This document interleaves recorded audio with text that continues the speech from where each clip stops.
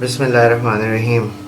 My name is Mamoon Tayyab और ये question है कंपनी अकाउंट्स का जो अब हम सॉल्व करने जा रहे हैं इस क्लास में, इस वीडियो में। कंपनी अकाउंट्स का ये क्वेश्चन है समर 2017, मई जून 2017 और वेरिएंट है 21। ठीक है जी, ये क्वेश्चन हम करने जा रहे हैं।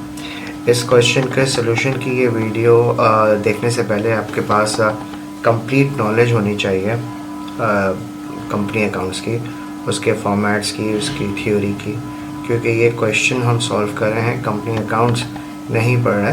कंपनी अकाउंट्स की वीडियोस आपको पहले भेजी जा चुकी हैं या मेरे चैनल पे अवेलेबल हैं, लेकिन जाहिर है इस क्वेश्चन को सॉल्व करते हुए हम कुछ कॉन्सेप्ट्स को रिवाइज भी करते रहेंगे।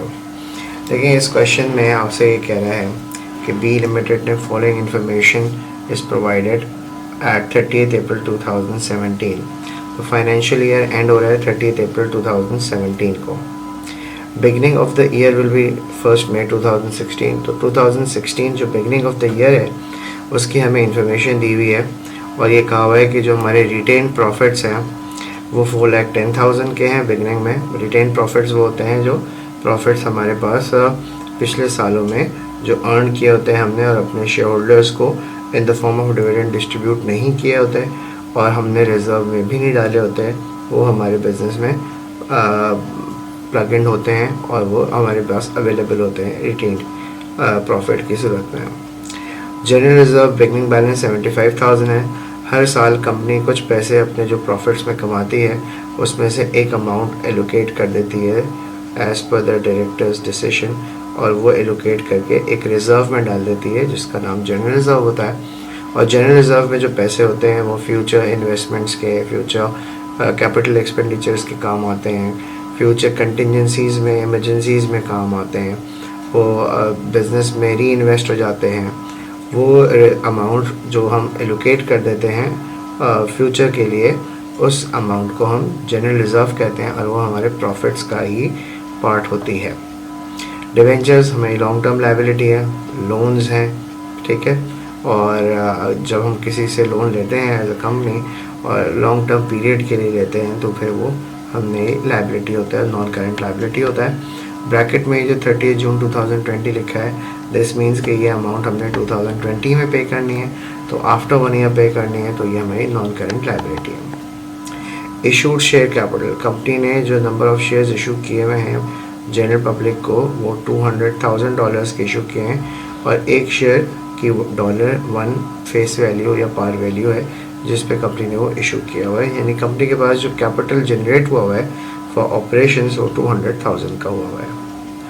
ड्यूरिंग द ईयर कंपनी ने जो एग्जिस्टिंग शेयर होल्डर्स को डिविडेंड्स दिए हैं वो इंटरिम डिविडेंड्स हैं, वो 10,000 है। डिविडेंड वो अमाउंट होती है जो हम as a percentage of capital अपने शेयर होल्डर को out of the profits of company distribute करते हैं as a return for the risk that they have taken in buying the shares of the company. तो जिसके जितने shares होते हैं उसको एक सर्टेन परसेंटेज के हिसाब से जो कंपनी के बोर्ड ऑफ डायरेक्टर्स डिसाइड करते हैं ऑन शेयर कैपिटल, वो परसेंटेज अप्लाई होती है और कंपनी अपने शेयर होल्डर्स को डिविडेंड देती है।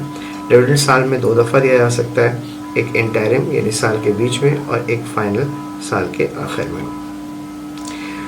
Profit for the year 30 April 2017, company का जो प्रॉफिट है वो $90,000 है। ये इन्फॉर्मेशन गिवन है।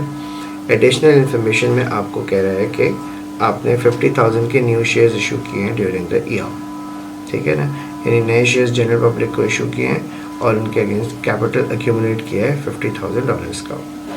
जो प्रॉफिट्स कंपनी ने कमाए हैं 90,000 में, उसमें से 50,000 जो है वो जनरल रिजर्व में डाल दिया है, एलोकेट कर दिया for future contingencies, for future investments, for future purchase of non current assets, और फिर $0.1 पर शेयर के हिसाब से कंपनी ने फाइनल डिविडेंड पे किया है। देखिए, डिविडेंड का एक होता है पे करना और एक होता है प्रपोज करना। अगर डिविडेंड पे हुआ है तो वो statement of changes in equity में आता है, और अगर डिविडेंड प्रपोज हुआ है तो वो statement of changes in equity में नहीं आता।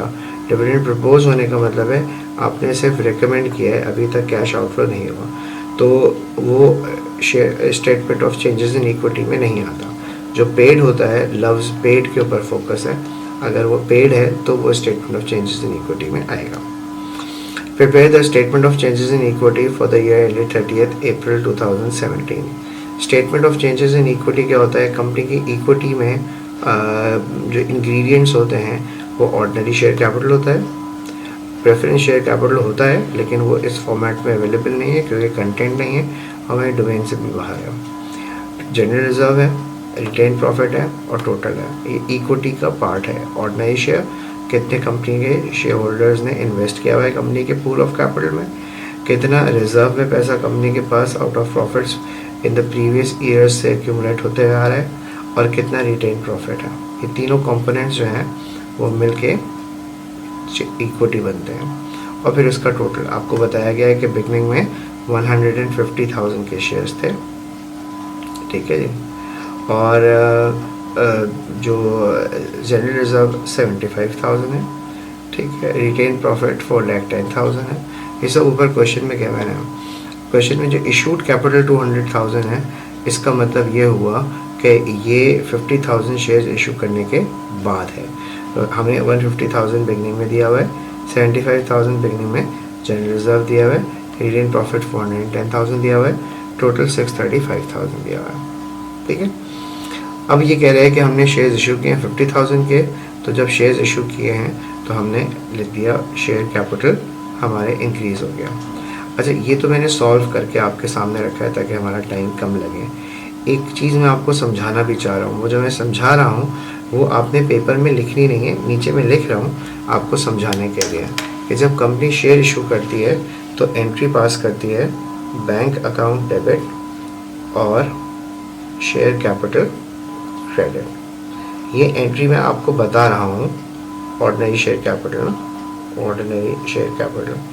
50,000 से क्रेडिट, ठीक है। तो इस वजह से हमने अपने ऑर्डिनरी शेयर कैपिटल में 50,000 को ऐड किया, ठीक है। तो ये एंट्री के बाद ये यहाँ पे हमने फिगर पुट किया। जब हमारा ऑर्डिनरी शेयर कैपिटल 50,000 से इंक्रीज़ हो गया तो हमारी इक्विटी भी 50,000 से इंक्रीज़ हो गई, ठीक हो गया। प्रॉफिट फॉर द ईयर हमारी कंपनी का कितना था? 90,000। ये उठाया हमने 90,000 यहाँ पे रिटेन प्रॉफिट में ऐड कर दिया, ठीक है। और हमारी इक्विटी भी 90,000 से इंक्रीज़ हो गई। उसके बाद फिर जनरल रिजर्व में हमने ट्रांसफ़र किए 50,000। अब जनरल रिजर्व में ट्रांसफ़र किए 50,000, तो 50,000 से हमारा रिजर्व बढ़ गया और हमने ये पैसे कहाँ से ट्रांसफ़र किए होंगे? अपने रिटेन प्रॉफिट से। तो हमारी रिटेन प्रॉफिट में कम हो गया, इक्विटी पे कोई फ़र्क नहीं पड़ा। एक जगह से निकल के पैसे इक्विटी के दूसरी जगह पे आ गए। अब मैं आपको समझाने के लिए बता रहा हूँ कि ट्रांसफ़र टू जनरल रिजर्व की एंट्री क्या पास होगी? रिटेन प्रॉफिट डेबिट 50,000, ये पेपर में आपने करनी नहीं है, और जनरल रिजर्व क्रेडिट। हाँ, अगर पेपर में वो एंट्रीज पूछ ले तो आपको एंट्रीज की समझ होनी चाहिए, और वो मेरे चैनल पे जो वीडियो है उसमें ऑलरेडी ये एंट्रीज बनी हुई हैं, ठीक है। ये समझाते वक्त मैंने बनाई है। Paid a final dividend of 0.1 पर शेयर। देखिए हमारा टोटल 200,000 कैपिटल था, 200,000 के ऊपर 0.1, हर शेयर कितने का है? $1 का है। तो अगर 200,000 कैपिटल $1 से डिवाइड करें तो जाहिर है 200,000 ही आएगा। तो नंबर ऑफ शेयर्स हमारे पास कितने हैं? 200,000। ये देखिए मैंने फाइनल डिविडेंड कैलकुलेट किया हुआ है, 200,000 नंबर ऑफ शेयर्स हैं, 0.1 $1 के ऊपर, एक शेयर के ऊपर 0.1 डिविडेंड है, $0.1। टोटल डिविडेंड कितना आ गया? 20,000। अब ये जो 20,000 है इसकी एक एंट्री पास हुई है। देखें इंटरिम डिविडेंड तो आपको गिवन है 10,000, वो तो आपने इंटरिम डिविडेंड कॉलम में लिख दिया 10,000 और इक्विटी से कट गया, कम हो गया, ठीक है जी। और फाइनल डिविडेंड 20,000 से कम हो गया, ठीक है जी। रिटेन प्रॉफिट, तो डिविडेंड्स की भी एंट्री पास होती है, और डिविडेंड की एंट्री पास होती है रिटेन प्रॉफिट डेबिट और कैश या बैंक क्रेडिट, क्योंकि आप डिविडेंड किसको दे रहे हो? अपने शेयर होल्डर्स को दे रहे हो, और शेयर होल्डर्स को आप पे कर रहे हो। तो जो पे कर रहे हो तो वो आपकी कंपनी के अकाउंट से पैसा निकल रहा है। तो ये 10,000 की एंट्री है, और ये रिटेन प्रॉफिट डेबिट हो गया 20,000 से, और कैश या बैंक जो है वो क्रेडिट हो गया 20,000 से, ठीक है जी।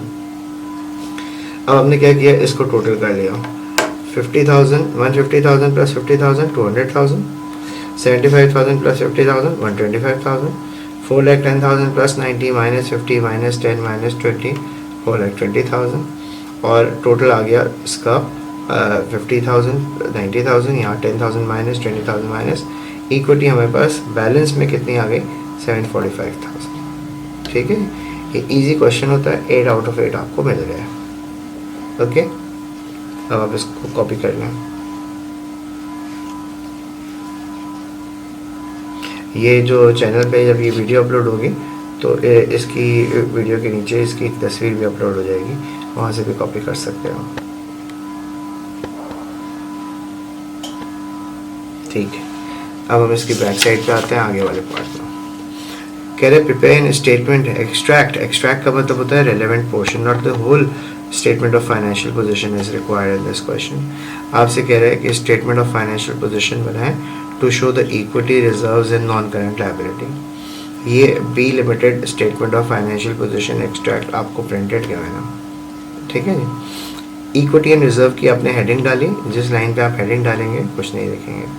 ऑर्डिनरी शेयर कैपिटल 200,000 है, वो हमने statement of changes in equity के जो टोटल्स हैं वो उठाने होते हैं, वो उठा लिया।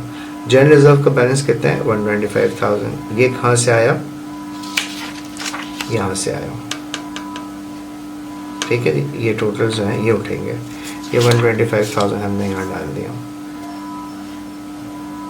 रिटेन प्रॉफिट 420,000 आ गया। अब 125,000 और 420 को ऐड किया तो 545,000, फिर 200,000 और 545,000 को ऐड किया तो 745,000 टोटल इक्विटी आ गई। फिर नॉन करंट लायबिलिटीज इसमें ऐड की 80,000, ये आप अगली लाइन में भी कर सकते हैं और अगली लाइन में ही करना चाहिए। मैं यहाँ पे एक एरो बना देता हूँ। डिबेंचर्स हमने लिखा और डिबेंचर्स लिखने के बाद ही हमने ये वाली फिगर लिखी, ठीक है ना, और फिर इन दोनों को ऐड कर दिया तो ये जो है ये आपके पास टोटल आ गया 825, और इसकी लाइन में हम कुछ नहीं लिखेंगे, ठीक है ना। तो ये यहाँ पे मैंने सॉल्व करते हैं मुझसे ये एरर हुआ कि मैंने नॉन करेंट लायबिलिटी के आगे डायरेक्ट 80,000 लिख दिया, और नॉन करेंट लायबिलिटी हेडिंग होती, हेडिंग के नीचे डिवेंचर्स होता, डिवेंचर्स के आगे 80,000 लिखते, फिर इन दोनों को ऐड करते तो 825,000 आता, और उसके आगे फिर हम कोई कैप्शन ना डालते। ठीक है जी, बहरहाल समझ में आपको आ गया, ये 6 मार्क्स आपके आ गए। सही, आगे चलते हैं। Explain 2 differences between ordinary share capital and preference share capital. देखिए, ऑर्डिनरी शेयर कैपिटल इशूड होता है तो इस कंडीशन पे इशू होता है जनरल पब्लिक को कि इसके ऊपर कोई फिक्स परसेंटेज ऑफ डिविडेंड नहीं होती। कंपनी के बोर्ड ऑफ डायरेक्टर्स साल के आखिर में बोर्ड मीटिंग में डिविडेंड की परसेंटेज डिक्लेयर करते हैं और फिर वो अप्रूव होती है एनुअल जनरल मीटिंग में, जहाँ पे share holders by show of hand या बाय एनी वे उसको अप्रूव करते हैं। ठीक है जी, ये एक प्रोसीजर होता है, और उसके बाद फिर वो डिविडेंड्स जो है वो कंपनी अपने शेयर होल्डर्स में डिस्ट्रीब्यूट कर देती है। There is no maximum dividend की परसेंटेज जो फिक्स हो, it can be any percentage, 5%, 20%, even 100%, even 200%। ठीक है जी। लेकिन जब हम प्रेफरेंस शेयर्स इशू करते हैं, एक तो प्रेफरेंस शेयर्स रिडीमेबल होते हैं। रिडीमेबल का मतलब है जब हम इशू करते हैं तो जिसको इशू करते हैं यानी जिससे पैसे लेते हैं प्रेफरेंस शेयर्स के अगेंस्ट, उसको ही बता देते हैं कि ये हम आपको वापस कर देंगे और इतने स्टिपुलेटेड टाइम में वापस कर देंगे पैसे, ठीक है ना। लेकिन ऑर्डिनरी शेयर होल्डर्स रिडीमेबल नहीं होते, इररिडीमेबल होते हैं। इररिडीमेबल का मतलब है कंपनी ने एक शेयर होल्डर को इशू कर दिया। अब अगर वो शेयर होल्डर उस शेयर से जान छुड़ाना चाहे, बेचना चाहे, तो वो किसी और बंदे को बेचेगा, कंपनी को वापस नहीं कर सकता। लेकिन प्रेफरेंस शेयर होल्डर्स जो हैं वो कंपनी को वो शेयर वापस करके अपने पैसे लेते हैं आफ्टर स्टिपुलेटेड टाइम, आफ्टर एक सर्टन फिक्स टाइम पीरियड। ठीक है जी। तो ये बजाते खुद भी एक डिफरेंस हो गया कि ऑर्डिनरी शेयर्स जो हैं इररिडीमेबल होते हैं और प्रेफरेंस शेयर्स रिडीमेबल होते हैं। लेकिन बहरहाल मैंने जो यहाँ पे लिखा है वो ये लिखा है कि जो ऑर्डिनरी शेयर्स होते हैं they are not subject to any maximum dividend, उनके ऊपर कोई परसेंटेज ऑफ डिविडेंड फिक्स नहीं होता। Percentage of dividend is decided by the directors approved in annual general meeting. लेकिन प्रेफरेंस शेयर्स होते हैं वो subject to fix percentage of dividend होते हैं, उसमें एक मैक्सिमम फिक्स परसेंटेज पहले से ही बार्गेन और अग्री किया हुआ होता है प्रेफरेंस शेयर होल्डर से कंपनी ने कि जी हम आपको आपके कैपिटल पे, फॉर एग्जांपल अगर 100,000 प्रेफरेंस शेयर्स हैं तो सब्जेक्ट टू 10% है, 20% है, 30% है, वट एवर परसेंटेज वो फिक्स होती है। ठीक हो गया, ये तो पहला डिफरेंस हो गया।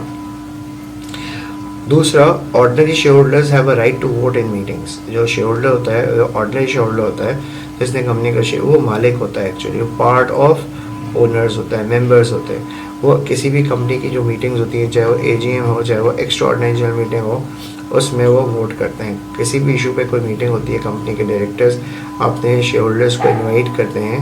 एजीएम होती है, एनुअल जनरल मीटिंग साल के आखिर में, या कोई इशू आता है जिसमें एक्स्ट्रा ऑर्डिनरी जनरल मीटिंग होती है, तो सारे शेयर होल्डर्स जो आते हैं वो वोट कर सकते हैं किसी भी रेजोल्यूशन पे।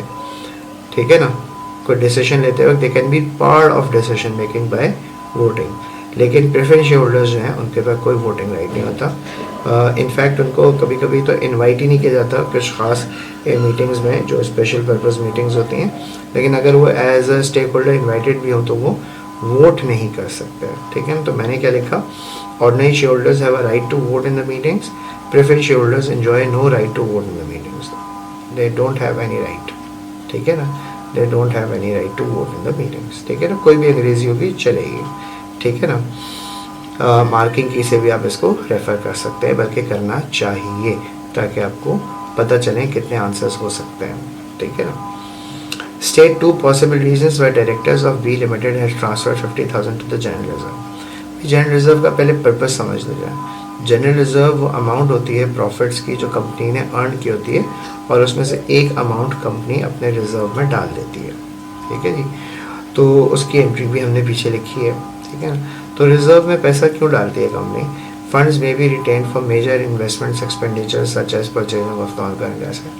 कंपनी ने जो पैसा रिजर्व में डाला हुआ है जनरल रिजर्व में, उससे कंपनी कोई नॉन करंट एसेट परचेज कर सकती है, उस पैसे को इस्तेमाल किया जा सकता है। ठीक है ना, प्रॉफिट्स में भी plug back for business to grow. ठीक है ना, आपने जो प्रॉफिट्स अर्न किए हैं रिजर्व में पड़े हुए हैं, रिजर्व में पैसा पड़ा था, आपने वो वापस से री इन्वेस्ट कर दिया बिजनेस में in order to make sure कि बिजनेस ग्रो करे, एक्सपैंड करे, और may be held for any emergencies और कंटिजेंसी। या जो रिजर्व में पैसा पड़ा है आपने वो इसलिए रखा हुआ है कि आप इमरजेंसीज और कंटिजेंसीज को मीट कर सके, कभी अचानक ज़रूरत पड़ जाए किसी वजह से, तो आप उनको पैसे को निकाल के इस्तेमाल कर सकते। ठीक है जी, ये 2 मार्क्स का क्वेश्चन था। क्वेश्चन था ये मई जून 2017-1, पेपर पे जाइएगा और प्रिंट आउट निकाल के इसका ओरिजिनल सॉल्व कीजिएगा हाथ से इसको। ठीक है जी, ओके, थैंक यू जी।